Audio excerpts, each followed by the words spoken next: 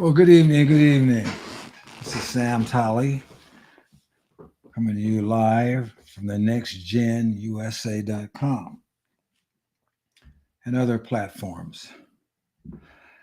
The title of today's show is Are Athletes Dropping?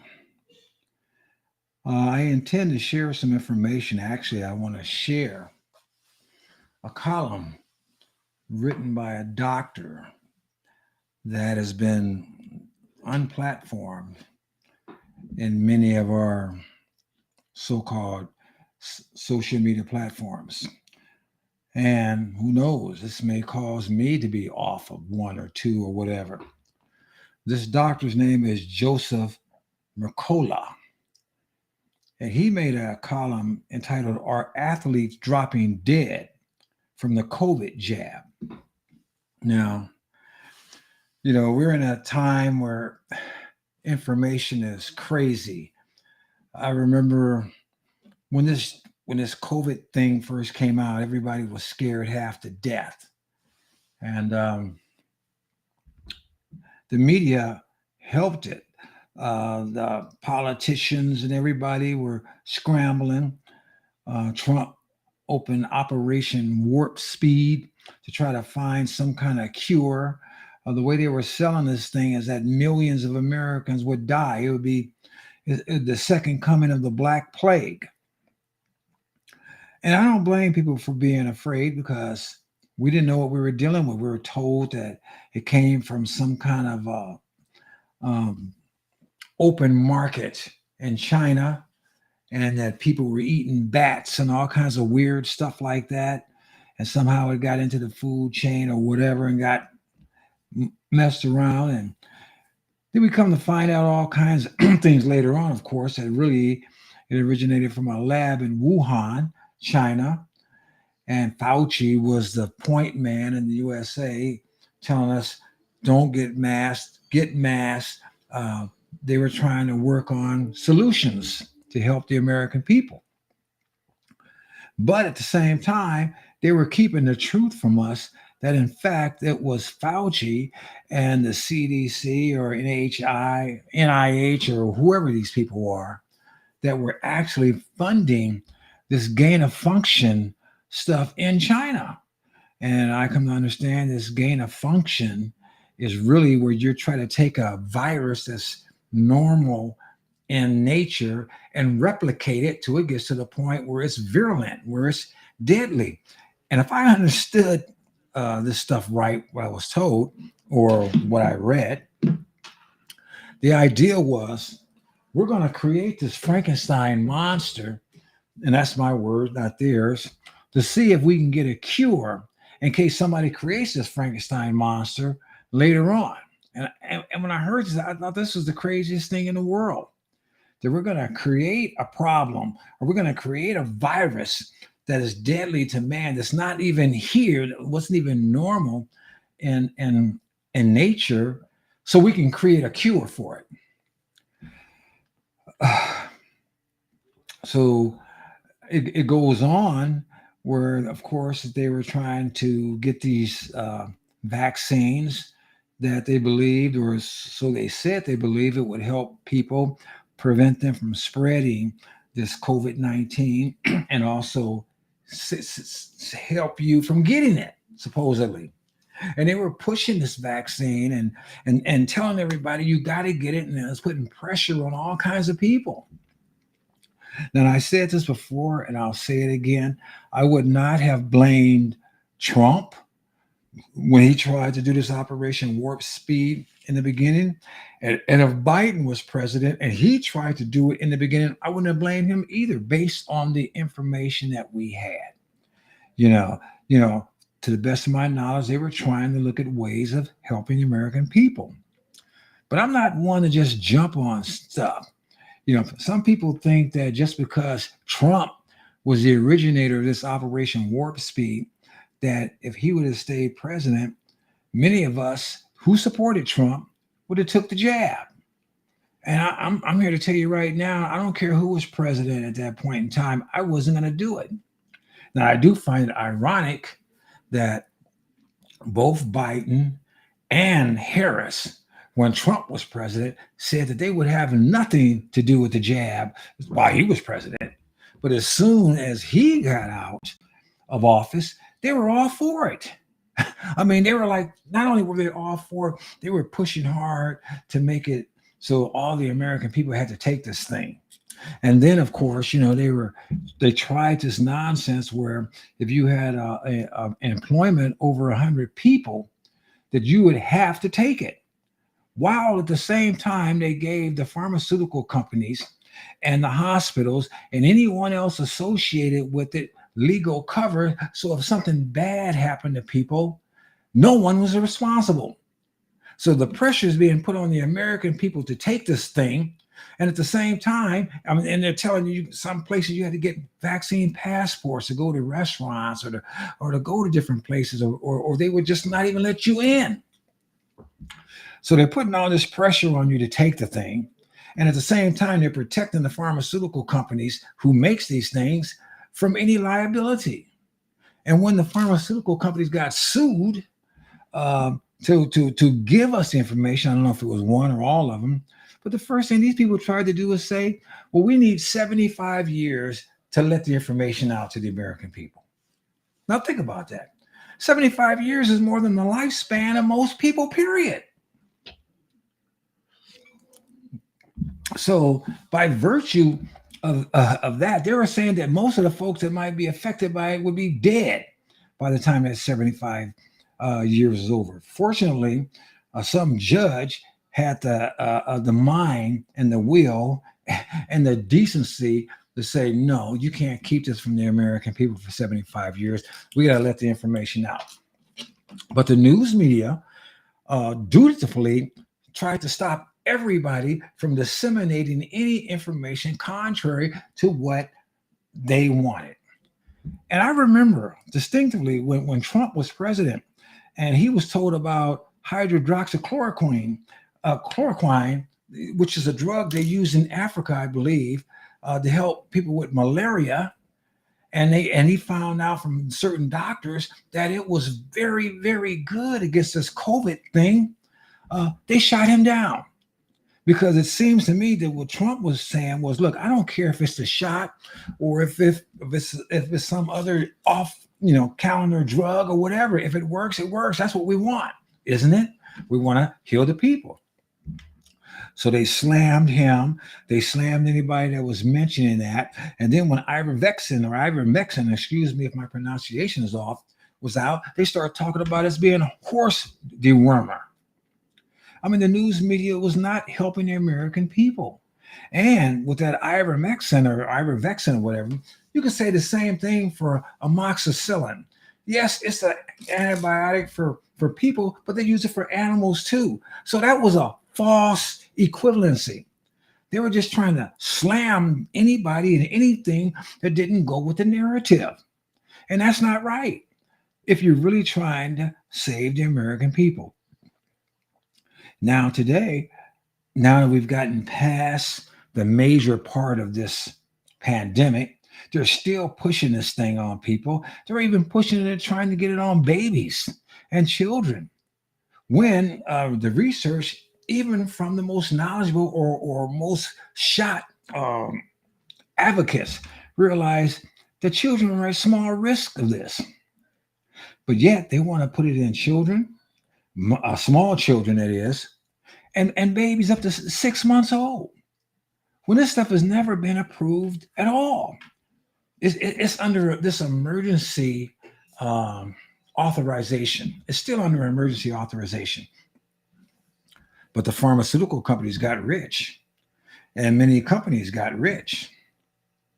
But they keep the information down on what happened to the American people. And I wonder, before I get into the article, if you, like me, have seen what I think is very strange things. I see people, even today, walking down the street by themselves with a mask on. When it's been known from day one that mask, unless it's a N95 or something, it's not going to even stop the particles from getting into you. Plus, if you're walking down the street by yourself, who are you protecting yourself from? I've seen people driving in their vehicles by themselves, wearing a mask. So you can manipulate people with fear to do just about anything. But if people take the time and do the research and take the time and study and look at all sides, maybe you can come up with more positive information. Now, like I said, I'm going to read this thing from Dr. McCullough, and I'll comment as we go by. I'm going to apologize off the top if they start getting into some heavy duty medical terms that I can't pronounce, but hopefully you will get the gist of what's going on. So let's get into this thing. Okay. So the article is entitled, Are Athletes Dropping Dead from the COVID Jab? Analysis by Dr. Joseph Mercola. With every passing day, the list of people suffering tragic consequences from the COVID mRNA shots grow longer. As of December 23, 2022, the U.S. Vaccine Adverse Events Reporting System, VAERS. Now, VAERS is a system where anybody can contact them that has had an adverse reaction to a vaccine. Doctors, patients, anybody, okay, has received, now check this out, 33,334 reports of post-jab deaths. You know, I think 50 people died when they brought out the swine flu vaccination in the 70s, and they stopped that thing right away. So right here, this is a government reporting system, the VAERS system. 33,334 reports of post-jab deaths. 26,045 cases of myocarditis. I'm sure many of you heard what myocarditis is. It's an inflammation of the heart. You know, and some of these doctors talk about, well, they got a mild case of myocarditis, and after a few months of no exercise, they'll be all right. There's no such thing as a mild case of myocarditis, a mild case of your heart being jacked up. No. And 15,970 heart attacks. Wow.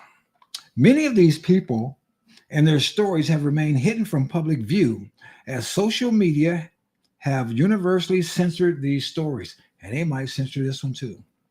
As a result, people who only read mainstream media are largely unaware of the damage being done.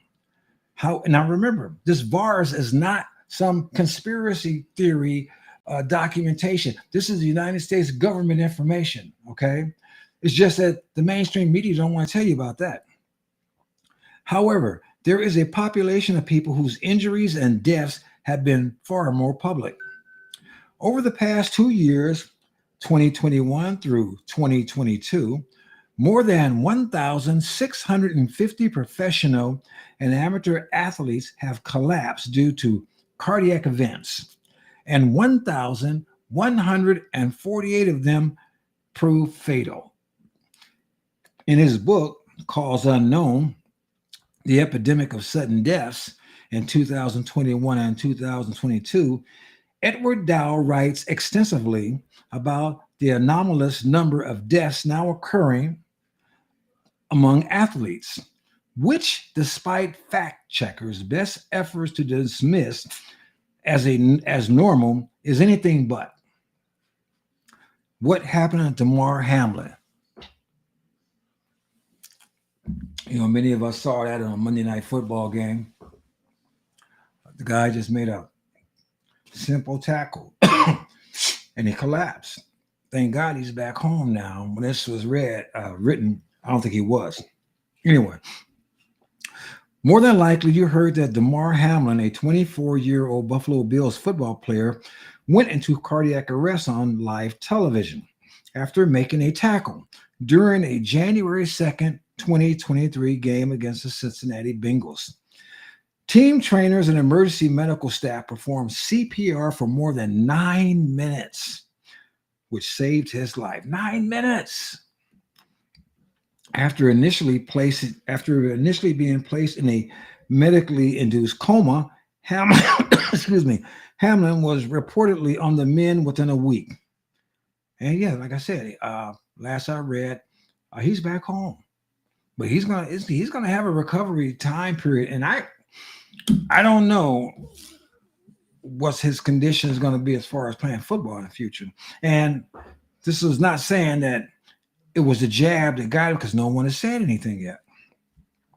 Whether the COVID jab played a role in what happened to Hamlin is impossible to know for sure. Looking at the replays, it's clear he took a very severe hit right to the chest right before his collapse, and this certainly could. Now, I don't think that was a severe hit. I don't agree with that analysis. Enough. I've watched enough football games and seen enough people get tackled, and that was nothing compared to most of the things that I've seen have caused a heart attack. So they're saying that he got hit so hard it could have caused a heart attack. He grabbed the guy and pulled him down. You know, the doctor might know a lot about medicine, but I don't think he knows that much about football. Anyway, it is not unheard of. Former Pittsburgh Steelers linebacker had a similar incident in 2017, as did hockey legend Chris Pronger in 1998. On the other hand, it is also not conceivable that the jab, if Hamlin was in fact vaxxed, could have affected his heart, thereby playing a contributing role. We know now the COVID shot is associated with significantly elevated risk of myocarditis, which in turn raises the risk of sudden cardiac death and contact sports. I believe I heard that it's about 95% of the NFL. Oh, it's even an article. Okay, I won't go there. While the NFL enforced strict COVID jab rules for employees who have contact with players, the players and the coaches were not subject to mandates. Ain't that something? So if you're a water boy or you're a janitor working at the stadium, or you're somebody else, you got to get the shot. But the players and the coaches, well, you get the pressure, but they don't have to.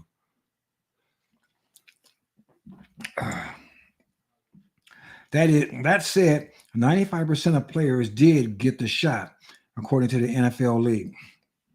Cardiologist offers his view. In a January 4, 2023 Children's Health Defense interview, Dr. Peter McCullough, a cardiologist and internist, reviewed what could have happened in Hamlin's case. As noted by McCullough, a condition called commotio cordis, Latin for agitation of the heart, is known to occur in baseball when a player is hit hard on the breastplate, thereby causing cardiac arrest. There are approximately 20 to 30 such cases each year. I guess you missed the ball and bam, hit you. However, no such case has ever occurred in 100 years of football, of pro football. Football players have padding that protects the breastbone. So in McCullough's view, commotio cordis can likely be ruled out.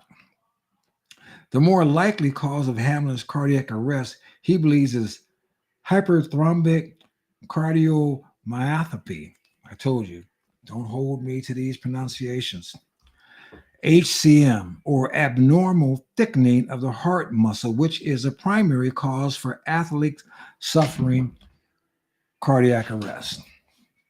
The reason why HCM is the number one cause of cardiac arrest in professional athletes is because it causes few, if any, symptoms and often goes undiagnosed.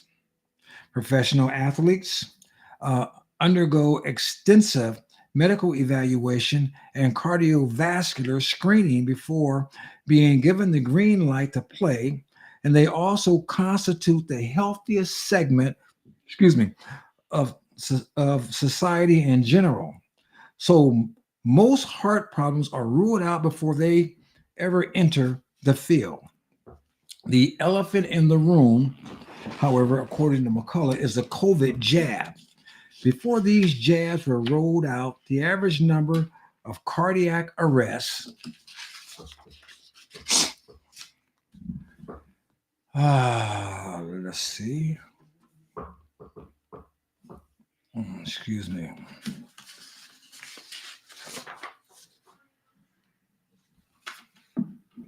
Something right here. Hold on.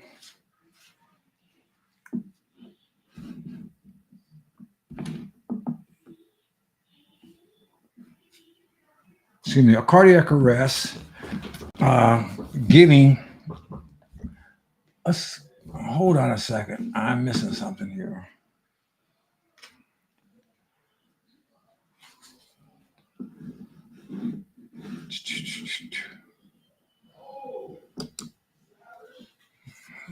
Pittsburgh Steelers.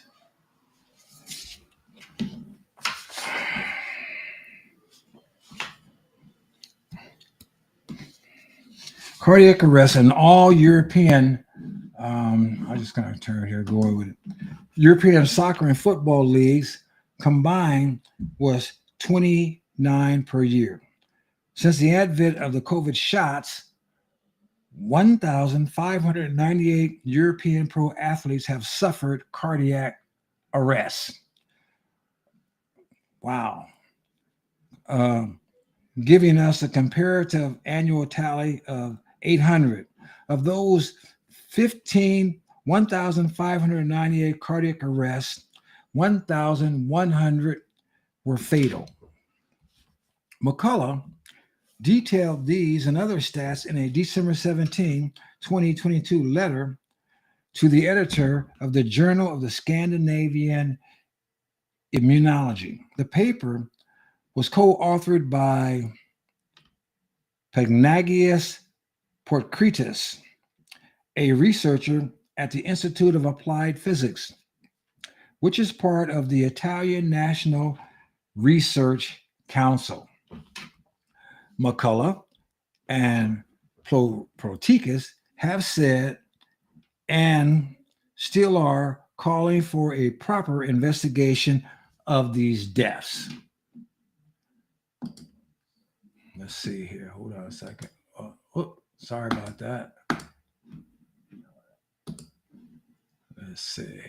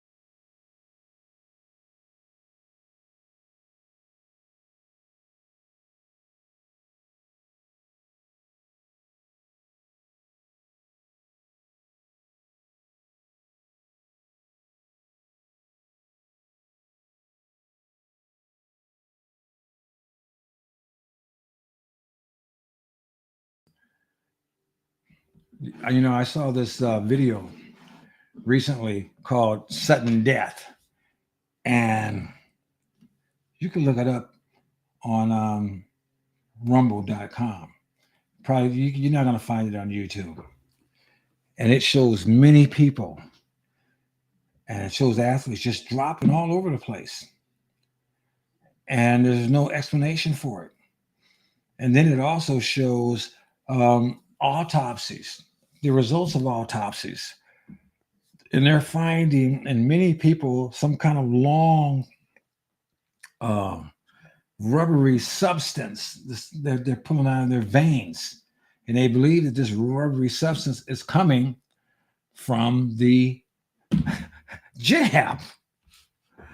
There are now more than 200 scientific papers on jab-related myocarditis. A January 2023 study in the European Journal of Pediatrics found high levels of circulating spike protein in 16 male high school students hospitalized with myocarditis induced by the shots, which again suggests the spike protein your body produces is the key pathogenic factor. McCullough explains in great detail how the shot may have triggered Hamlin's cardiac arrest.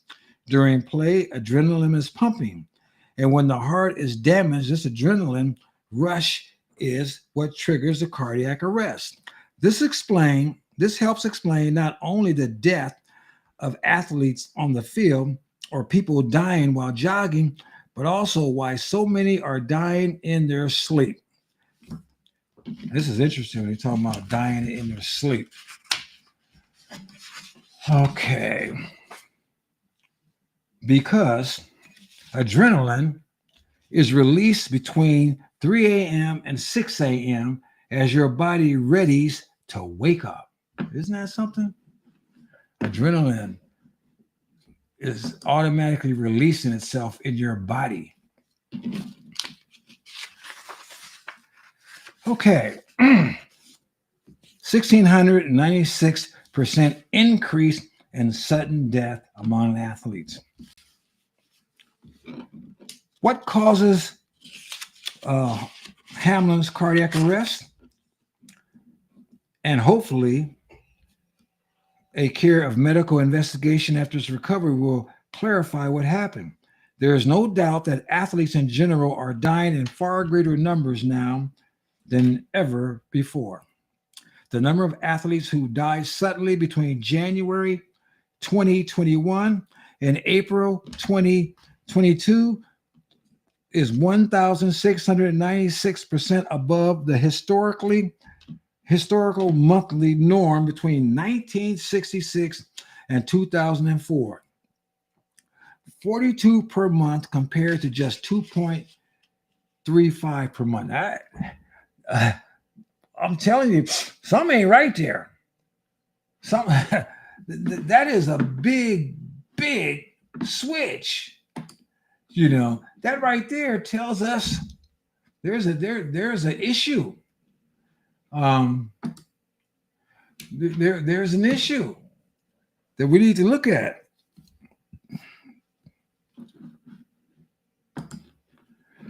Okay. In related news, a November 2022 report by the Expose showed a number of athletes who died suddenly between January 2021 and April 2022 was 1,696% above the historically monthly norm. It looked like I'm just reading this all over again. Excuse me. You see this chart is showing this. It's just off the charts as far as the difference here. So we see what the graph illustrates. Let's see here. And we have another one. This graph is illustrating the difference. In all, between January 21 and April 22, a total of 673 athletes were known to have died. This number, however, this number could, be much higher, so that 428 less than the number to have died between 1966 and 2004. The difference here, though, is that 1,101 deaths occurred over 39 years, whereas 673 recent deaths occurred over 16 months. Now, that right there is crazy. We're talking about from 1966 to 2004. I don't know why they got this stats just to 2004. And what happened between 2005 and 2020? I don't know. But they're looking at this. This is still 673 occurred in 16 months. It's staggering.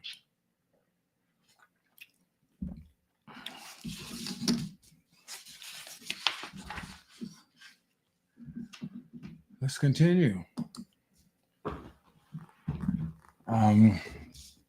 Here's another stat. That stat showing the 1001 from 1966 to 2004, and the stats from January 2021 to April 2022. Like I said, it would be interesting to know that time period in between, what was going on. The yearly average of deaths between 1966 and 2004 equates to 28. January 22 saw 3 times as many athlete deaths than its previous annual average, as did March 2022. So this is obviously highly indicative of a problem. The 2021 total equates to 394 deaths, 14 times higher than the 1966 to 2004 annual average. The January to April 2022 totals, a period of 4 months, equates to 279 deaths, which is 9.96 times higher than the annual average between 1996 and 2004. However, if we divide the 66 to 04 annual average by 3 to make it equivalent to the first 4 months worth of deaths in 2022, we get 9.3. So in effect, by April 2022, deaths among athletes were 10 times higher than the expected rate between 1966 and 2004. The monthly average number of deaths equates to 2.35. But between January 2021 and April 2022, the monthly average equates to 42. This is an increase, once again, of 96%. Risk of cardiovascular damage soars after second shot.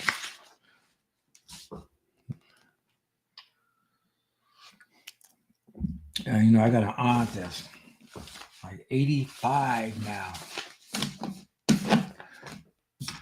I think she's a tough old bird because she took the shot, when they first brought it out, and it made her sick. When she took the second one, she was sick of the dog, but she recovered. Some people are having issues. Now this article talks about the 33,000 people who died. It's not getting into the numerous people who had disabilities. There were disabilities all over the charts. So let's look at this again. And take a closer look at what's going on here. Whoops. Let's see. I'm going to try to switch this up.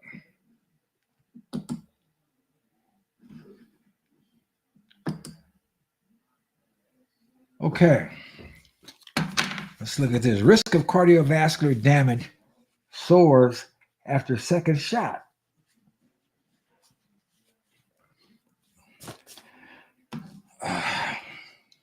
A nearly 1,700% increase in sudden cardiac-related death among athletes is inexplicable unless you take the experimental COVID jab into account. Remember, this is Dr. Joseph Mercola. This isn't me. I'm reading what he wrote line by line. Research published in November 2021 found inflammatory markers, signs of cardiovascular damage, rose dramatically after the second COVID shot, and the risk of heart attacks and other heart related problems more than doubled in the months following these injections. Pre jab patients had an 11% 5-year risk of a heart attack. Post jab, that risk rose to 25%. Wow, risk from to 25%, a 227% increase in risk. As reported by the expose, other statistics also reveal heart damage has become ubiquitous among those who got one or more mRNA jabs. I just read or heard a report this morning, but they think over 5 million people got heart injuries because of the jab. Now, I don't know if that's true. I'm just stating the information I have.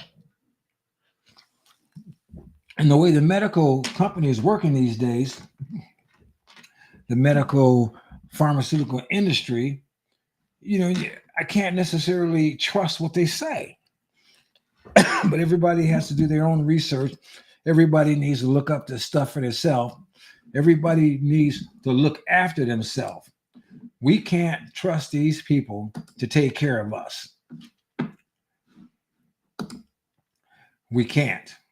We can't trust these people to look after our interests. Everybody has to look after their own medical interests. You have to be your own advocate. There's no getting around that. Even the best doctors, they're not infallible. They make mistakes, and rightly so. No one knows their body better than themselves. And it's not and that's one thing that was a problem with this jab thing too. It was like a one thing fits all thing, and people are different. Some people it may help. Many people it may not help. Just like any other medicine or any other thing. Okay, acute cardiac failure rates are now 475% times the normal baseline rate in VAERS. Tachycardia rates are 7,973 times the baseline rate. Remember, we talked about VAERS in the beginning. This is this annual reporting stuff. This isn't a new thing. This has been around for a long time. So they can see this different. So the cardiac failure rates are up 475%. And this tachycardia rates is up 7,973%. Acute myocardia infractions is 412 times the baseline rate. 412 times myocardia. They weren't having issues with the heart like this before people started taking the jab. The rate of internal hemorrhage, peripheral artery thrombosis, and coronary artery occlusion are all over 300 times the baseline rate. It doesn't take a genius to work out that COVID-19 vaccination is the reason the monthly average number of athlete deaths was 1,700% higher than that expected rate by April 2022. Sudden death, the number one cause for under 65s in 2021. Wow. In late December 2022, Steve Kirsch also published data showing the shots are a public health disaster. According to the results of the survey Kirsch conducted, sudden death was the number one cause of death in 2021 and 2022 among Americans under 65 who had received the COVID shot. The second and third causes of death in this group were cardiac-related death and cancer, respectively. Importantly, the incidence of turbocharged cancer among the jab was also significant, and myocarditis killed more than COVID-19. Now, I understand turbocharged cancer to be like a reactivation of cancer cells, or like if they were dormant, it brought it back, or if they were under, being treated, it just charged them up to get worse. I could be wrong. That's what I think I heard it to be. Among the jab, the primary cause of death for people 65 and younger in 2021, 2022 was hospital treatment for COVID. One thing I truly believe, and I heard, was that the last, I've heard doctors say this, the last place you want to be is if you get COVID is in the hospital. They put you on that ventilator, you might be gone. And that I think it was called remdesivir. They had this drug that was the proved drug that was really bad for people. It was poisoning them. I personally, for myself, I try to keep my vitamins level up, my vitamin C, my vitamin D, my zinc, my magnesium. I try to exercise as much as possible. I try to take as good care of myself as I can, and try to get my rest. Like I said, I take supplements and vitamins that's going to help my body. I can't tell anybody what to do. I can't prescribe stuff, but I trust trying to take care of myself more than I trust these folks and their treatment, particularly when we were lied to many times. Among the unjabbed, the primary cause of death for people 65 and younger in 2021 and 2022 was hospital treatment for COVID. I didn't write this, I'm just reading it. Incidences of sudden death, pulmonary embolism, and turbocharged cancer were all low, and there were unknown causes of death, nor any myocarditis death. Kurtz summarized the three most stunning differences between the jabbed and the unjabbed as follows. Number one, sudden death rates are off the charts for the vaccinated. Unvaccinated, for those under 65, it's the number one cause of death for this age group. Number two, myocarditis as a cause of death is registering now for both age ranges, but only for the vaccinated. Number three, cardiac issues as a cause of death is vaccinated. Young people under 65 are significantly elevated versus their unvaxxed peers. Learn CPR saves lives. I believe that. Wow. We cannot make any definitive statements about the cause of Hamlin's cardiac arrest. One thing that is not in doubt is that immediate and ongoing CPR is what saved his life. 9 minutes is a long time to give CPR, and most people will simply give up after 2 or 3 minutes. Hamlin's case is proof positive that sometimes you need to give CPR for an extended period of time. As many who got the experimental COVID shots will have some level of heart damage that raises their risk of cardiac arrest and sudden death, the need for CPR know-how is only going to grow. So please learn CPR. It could be the difference between life and death of someone you love. Also, consider investing in an automated external defibrillator, AED, for your home and or office. These machines are lightweight and battery operated. Sticky pads with sensors are attached to the chest, and those electrodes send information to the computer inside the machine. An AED computer will analyze the heart rhythm to determine if electroshock is needed. If required, the machine uses voice prompts to tell you what to do and when to do it. AED machines are safe to use, and there are no reports of them harming bystanders or users or of delivering inappropriate shocks.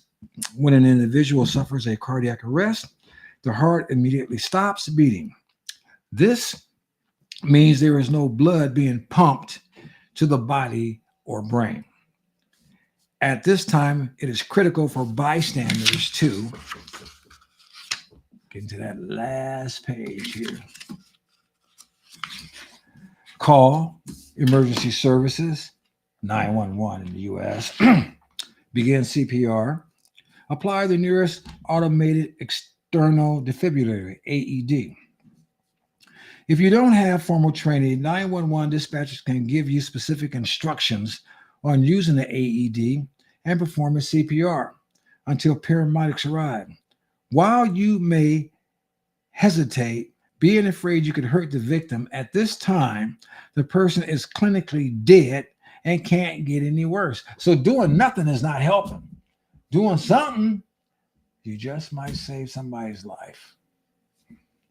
Bystanders CPR and AED can only help. For cardiac arrest, CPR and treatment with an AED as needed while waiting, emergency services significantly increase the potential for survival and, importantly, lower the risk of permanent disability. It is now believed Hamlin has a good chance of neurological recovery, which would not have been possible had it not been for the fact that he received CPR for more than 9 minutes. Well, I think we both know, well, most of us know, Mr. Hamlin went home. I think he even visited his team. I think. I'm not sure. And like I said, I don't know. And of course, Dr. McCullough didn't know if he, in fact, had the jab or not. But the thousands of people that were injured by it and the 33,000 that died by it, they obviously did. Now, people can decide, and people should decide what is their best alternative or what is best for them health-wise.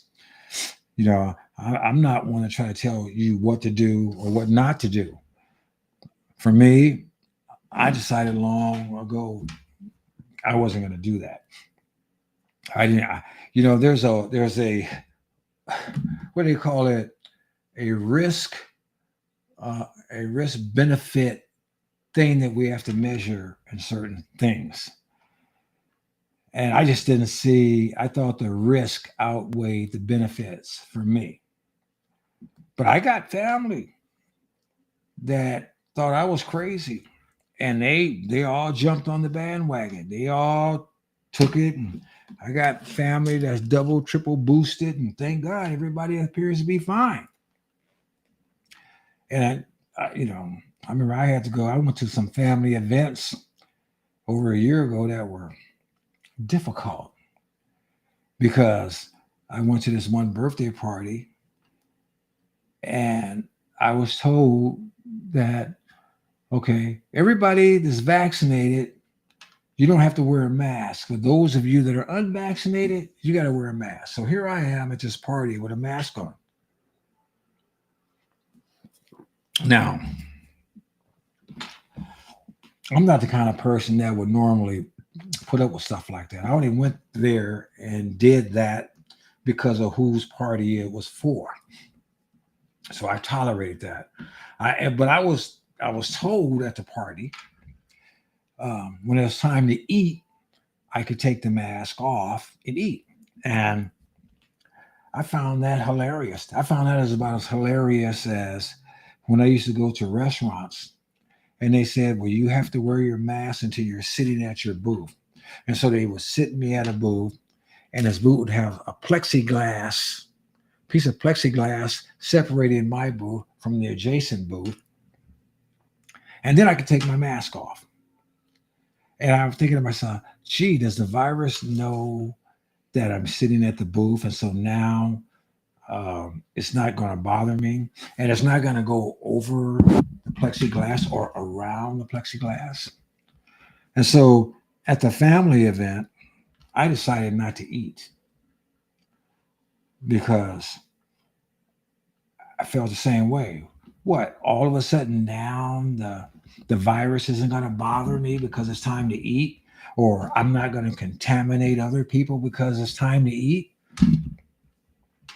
I felt that was as ridiculous as when I see people today still walking down the street by themselves, all masked up. So I just participated in the family thing, and as best I could. And when it was over, I decided to leave and go get me something to eat where I could eat freely and not worry about what people thought or if they were afraid. And that was another thing that was strange. I was with all these people that were fully vaccinated. So how was I going to hurt them? Well, obviously this was before we found out that the vaccine does not prevent you from getting COVID or spreading COVID. Well, if it doesn't prevent you from getting COVID, then the new line was, well, your symptoms won't be as bad. So if it doesn't, if it didn't stop me from getting it or stop them from getting it or for spreading it, what's the point? But anyway, it is what it is. I just wanted to share Dr. McCullough's article. I want people to be aware, and I would hope people take the time to look up different information. I don't know how this is going to be accepted on the platforms I go. So it may get cut off. Those that don't see it soon may miss it, or they may deplatform me and cut me off. But I believe, like I said, trusting the truth, is the title of my show and the title of what I want to live for. Jesus said, I am the way and the truth and the life, and no one comes to the Father except through me. I believe in the truth, whether I like it or not. But the truth is what we want to live for. The truth is what I want to live for. And I don't want to be dealing with misinformation or lie or flat out lies. And I would give people the truth. And hopefully it's not my truth, but the truth. And hopefully I get it right. And if I get it wrong, tell me. But like I said, this was not my article. Are athletes dropping dead from the COVID jab? That's Dr. Joseph Mercola. This is Sam Tolley, and I'm out.